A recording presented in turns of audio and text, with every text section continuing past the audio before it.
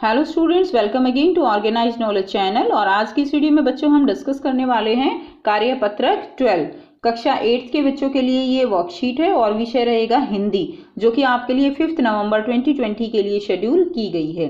बेटा हम last worksheet से ही जो है हमारा चैप्टर जो है कौन सा कंटिन्यू है, वो है चिट्ठियों की अनूठी दुनिया।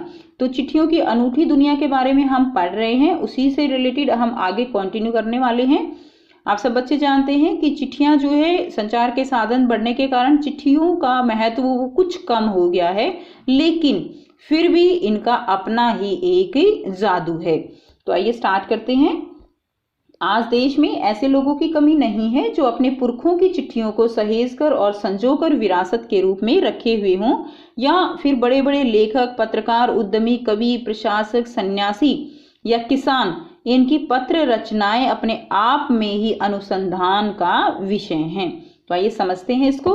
तो आज भी देश में ऐसे लोगों की कमी नहीं है जो अपने पुरखे क्या होते हैं बेटा, जो हमारे फोर फादर्स होते हैं, हमारे दादा परदादा होते हैं, वो क्या है, पुरखे हैं। तो कुछ लोग ऐसे हैं जो अपने पुरखों की चिट्ठियों को बड़ा ही सहेज कर यानी बिल्कुल संभाल कर, ठीक है, और संजो कर उनको विरासत क्या होती है, धरोहर, ऐसी चीजें जो हमें हमारे पुरखों से मिलती हैं और उनको हम बड़ा संभाल कर रखते हैं, वो क्या कहलाती हैं, वो विरासत जो है वो कहलाती हैं, विरासत या धरोहर। तो उनको जो चिट्ठियां हैं वो उनको धरोहर के रूप में रखे हुए हैं। और जो बड़े बड़े लेखक हैं, पत्रकार हैं, ठीक है, कवि हैं, प्रशासक हैं, सन्यासी या किसान हुए हैं, उनके जो पत्र हैं, वो पत्र जो है क्या है, वो पत्र हमारे लिए एक अपने आप में अनुसंधान का विषय है। अनुसंधान क्या होता है, रिसर्च करना, यानी उनके पत्रों को पढ़कर हमें क्या पता चलता है, हमें उस समय की सामाजिक आर्थिक स्थिति के बारे में पता चलता है। उन पत्रों से हमें जो भावनाएं हैं उनकी वो पता चलती हैं, जिसके ऊपर हम क्या कर सकते हैं, रिसर्च कर सकते हैं, यानी एक तरह से अनुसंधान का विषय है।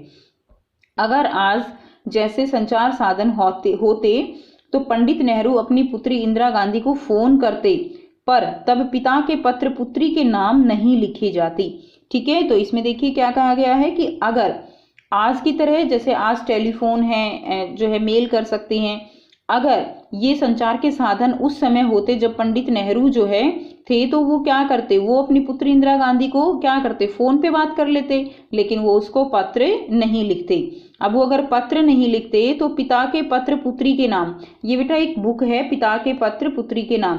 तो ये जो बुक है इसमें जो भी पत्र थे जो पंडित नेहरू ने जो इंदिरा गांधी थी उनको लिखे थे, तो उनका ये संग्रह है ये बुक। ठीक है, तो ये लेखक यहाँ पर ये बता रहे हैं कि अगर ऐसे संचार के साधन होते तो ये बुक जो है इस तरह की नहीं लिखी जाती, पिता के पत्र पुत्री के नाम, जो देश के करोड़ों लोगों के लिए प्रेरणा देते हैं। और ये पत्र जो है वो जो है देश के हमारे करोड़ों लोगों को क्या है, एक प्रेरणा का स्रोत बन बैठे हैं।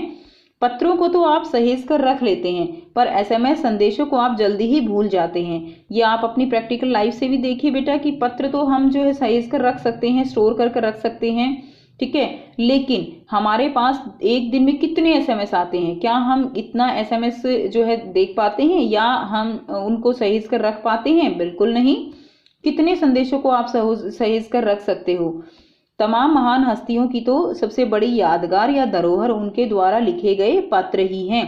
तो जो बड़ी बड़ी हस्तियां हैं उनकी जो धरोहर है वो क्या है, वो उनके द्वारा लिखे गए पत्र हैं। भारत में इस श्रेणी में राष्ट्रपिता महात्मा गांधी को सबसे आगे रखा जा सकता है। तो राष्ट्रपिता महात्मा गांधी, इनका नाम सबसे आगे आता है पत्र लिखने में। दुनिया के तमाम संग्रहालय जानी मानी हस्तियों के पत्रों का अनूठा संकलन है। तो दुनिया के तमाम संग्रहालय क्या होते हैं, संग्रहालय देखिए यानी संग्रह करने की जगह, ठीक है ना, संग्रह यानी इकट्ठा करने की जगह, स्टोर करने की जगह। तो ये जहां पर इन पत्रों को रखा गया है वहां पर वो क्या है, वो संग्रहालय है। वहां पर क्या किया गया है, जो बड़ी बड़ी हस्तियां हैं इनके पत्रों को एक जगह पर रखा गया है। तो ये क्या है, अनूठा संकलन भी है।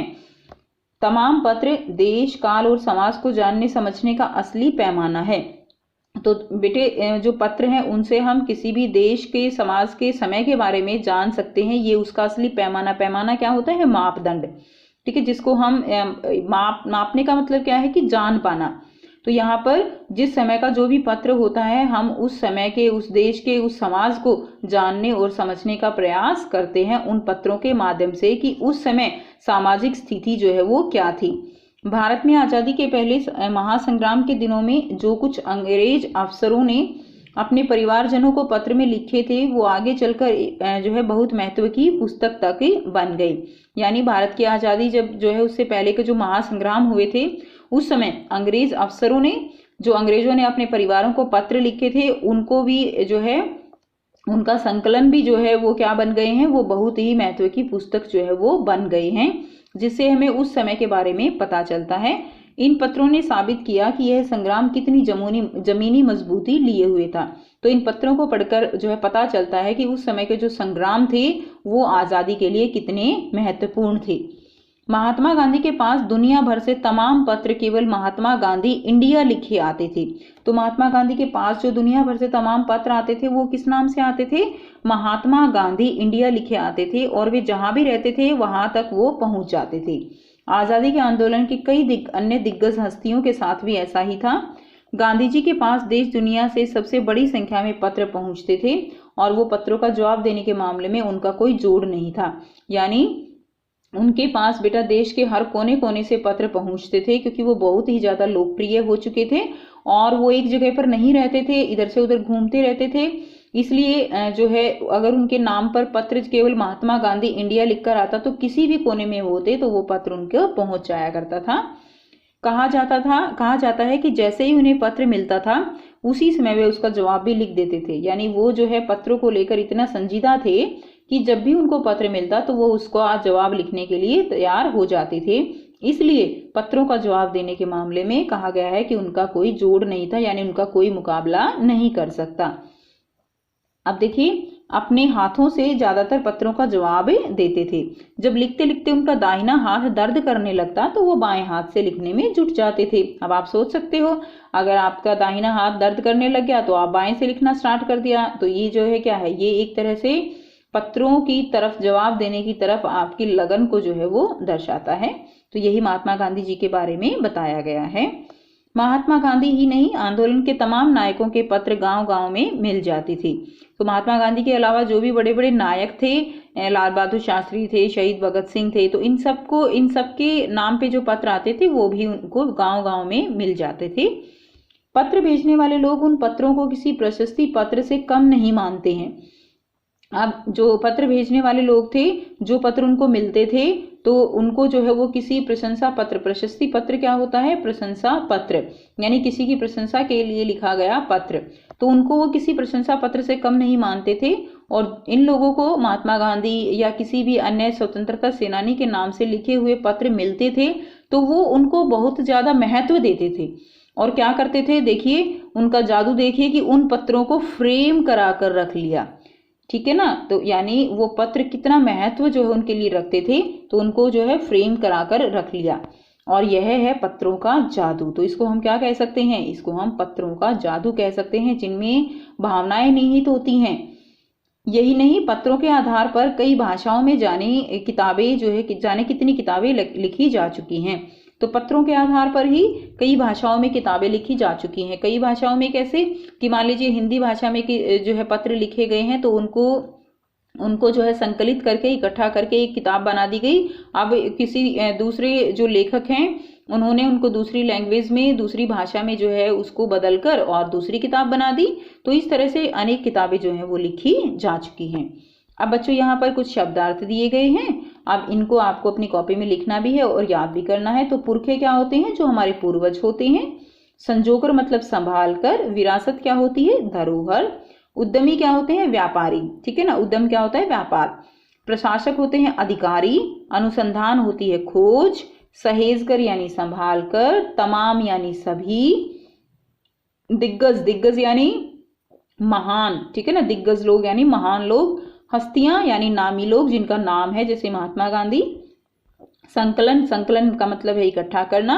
महासंग्राम, ठीक है ना, ये क्या है, मैसेज, ठीक है। मैसेज का मतलब क्या है, मैसेज का मतलब होता है संदेश देना। और महासंग्राम का मतलब बेटा यहाँ पे जो है आप लिखेंगे, महासंग्राम का मतलब क्या है, यानी स्वतंत्रता के लिए किया गया संग्राम। महासंग्राम क्या होगा, स्वतंत्रता के लिए किया गया संग्राम, महासंग्राम, स्वतंत्रता के लिए किया गया संग्राम। ये आप लिख लीजिए, यहाँ पे लिखा नहीं हुआ है, स्वतंत्रता के लिए किया गया संग्राम क्या होगा, महासंग्राम। नेक्स्ट देखिए, मैसेज क्या है, मैसेज होता है संदेश, पैमाना यानी मापदंड, जुट यानी लग जाना, जुट जाना यानी लग जाना, प्रशस्ति पत्र होता है प्रशंसा पत्र। अब यहाँ पर गद्यांश के आधार पर निम्नलिखित प्रश्नों के उत्तर दीजिए। तो पहला प्रश्न क्या है, लोग क्या संजो कर रखते हैं और क्यों। तो आइए बेटा करते हैं इसका आंसर। सो बेटा यहाँ से आप फर्स्ट का आंसर लिखेंगे, लोग अपने पुरखों की चिट्ठियों को सहेज और संजो कर विरासत के रूप में रखते हैं, क्योंकि चिट्ठियों के साथ भावनाएं जुड़ी होती हैं और चिट्ठियों को बहुत लंबे समय तक धरोहर के रूप में समेट कर रखा जा सकता है। तो ये हो गया पहले का उत्तर। दूसरा देखिए, दूसरा प्रश्न है, तमाम महान हस्तियों की सबसे बड़ी यादगार या धरोहर क्या है और क्यों। तो तमाम महान हस्तियों की सबसे बड़ी यादगार या धरोहर क्या है, तो आपको बताना है। सो यहाँ से बेटा दूसरे का उत्तर लिखेंगे, तमाम महान हस्तियों की सबसे बड़ी यादगार या धरोहर उनके द्वारा लिखे गए पत्र हैं और यह पत्र अपने आप में अनुसंधान का विषय हैं और इन पत्रों से आज भी हमें बहुत सारी जानकारी और प्रेरणा मिलती है।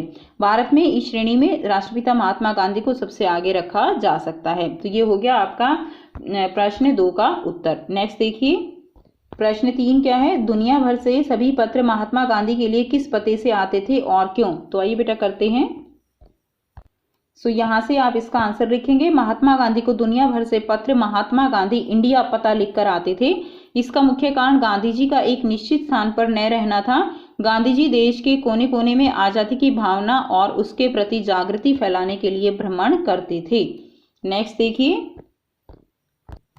प्रश्न 4 है, पत्रों का जादू क्या है। तो आपको बताना है पत्रों का जादू आप जो है किसको कहेंगे। तो यहाँ से बेटा आप आंसर लिखेंगे, महात्मा गांधी आंदोलन के तमाम नायक जब लोगों को पत्र लिखते थे तो भेजने वाले लोग उन पत्रों को किसी प्रशस्ति पत्र से कम नहीं मानते थे और कई लोगों ने तो उन पत्रों को फ्रेम कराकर ही रख लिया। ठीक है ना बेटा, फ्रेम लिखेंगे, फ्रेम कराकर ही रख लिया था। यह है पत्रों का जादू। ठीक है, तो ये जो है आप आंसर लिख देंगे। नेक्स्ट क्वेश्चन देखिए, नेक्स्ट आपको गतिविधि दी गई है। इसमें देखिए कुछ शब्द या शब्दांश अन्य शब्द से जुड़कर नए शब्द बनाते हैं। नीचे घेरे में दिए गए शब्दों को कुछ और शब्दों के साथ जोड़कर और उदाहरण समझकर नए शब्द बनाइए। तो यहाँ पर आपको पत्र से, पत्र जिसमें आए ऐसे जो है कुछ और शब्द जो है वो बनाने हैं और यहाँ पर बनाने हैं इक से। जैसे उदाहरण दिया गया है प्रशस्ति पत्र, इसमें पत्र का यूज हुआ। और जैसे इक जो है यहाँ पर क्या है, व्यापारिक। ठीक है, तो ये इस प्रत्यय के साथ आपको कुछ नए शब्द जो है वो बनाने हैं इनको जोड़कर। तो आइए बेटा करते हैं इसका उत्तर। तो पत्र के साथ जो है जो लिखेंगे आप लिख सकते हैं प्रश्न पत्र, पत्र लेखन, पत्रवाहक, पत्राचार, पत्र व्यवहार। ठीक है, तो ये आप जो है लिख लीजिए, प्रश्न पत्र, पत्र लेखन, पत्रवाहक, पत्राचार और पत्र व्यवहार। दूसरा है इक शब्द के लिए। तो देखिए इक शब्द के लिए ये सारे जो है हम नए शब्द बना सकते हैं इक लगाकर, ऐतिहासिक, शारीरिक, भौतिक, मानसिक, धार्मिक, नैतिक, दैनिक। ठीक है, तो ये जो है सारे शब्द हैं जो इक से जो है इक लगकर बने हुए हैं। तो ये थी बच्चों आपकी आज की हिंदी की वर्कशीट। आई होप बेटा आपको वर्कशीट क्लियर है। कोई भी प्रॉब्लम है आप कमेंट करके पूछ सकते हो। वीडियो अच्छी लगी तो लाइक शेयर जरूर कीजिए, चैनल को सब्सक्राइब कीजिए and thanks for watching. Have a nice day.